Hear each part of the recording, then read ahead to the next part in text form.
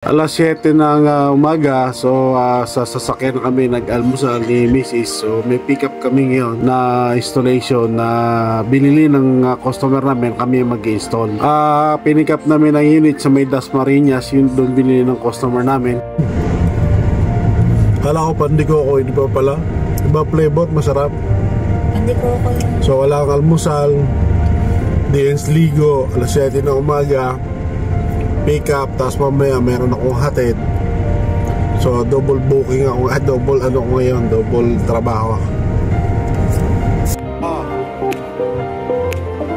Talian na lang.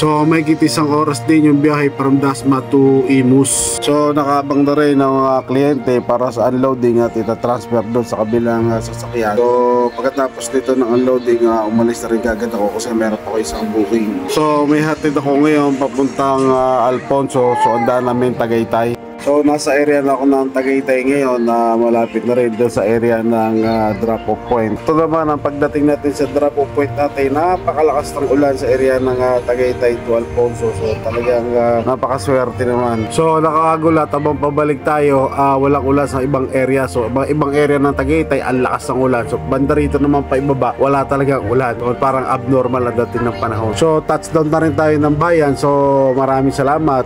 Please follow, like, and share.